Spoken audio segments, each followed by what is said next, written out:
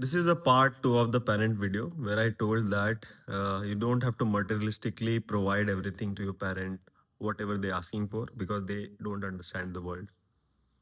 And you might think that if you do all this thing, house, EMIs, car, and everything, the flex in society, they're gonna be happy. No. The thing which I have seen is that, like my parents, I remember, will ask a lot of things. But when I look at their life, I remember while growing up, my parents didn't do anything for my grandparents. They were like just living a simple life. He was not thinking about giving my grandmother a lot of thing or something like this. She was basically living normal life, and she was very happy.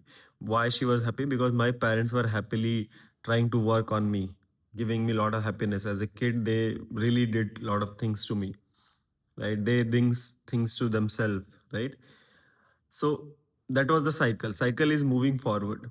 They did all the things for the next generation, for my betterment and everything, and they never did anything back for my grandmother or something like this. Bare minimum they could do.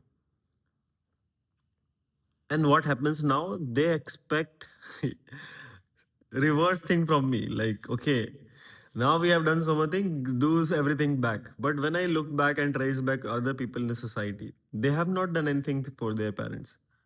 Now they ask me to reverse cycle. Why I would fuck my life to go back and do extraordinary things for my parents, where first priority should be me, should be looking in the future, like how I'm gonna get married, how I'm gonna have my son, how I could really become a good father, how I could have like fulfilling life where I could settle with a woman or have a family or something like this.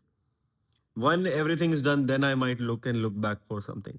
But most of the Indian good boy, nice boys are doing this thing wrong. They are reversing the cycle. Your parent, grandparent did the forward thing. They always thought for the new next generation. Now you motherfuckers don't want to marry, don't want to do things, don't want to take care of your happiness. Maybe your happiness is traveling, maybe your happiness is going around the world, maybe your happiness is dating around, going to the gym and everything. But instead of what you're doing, you're paying EMIs just to make your parents happy. You are reversing the cycle. They didn't did it, and you think that your parents are going to be happy and satisfied when you do all those things for them. No, I've seen a lot of example where people who have done all this thing and they are not happy and everything. They complain that because of my family, I could not do this thing. Because of my family situation, I never went to the gym. Because of family, I could not travel. Because of kids, bullshit.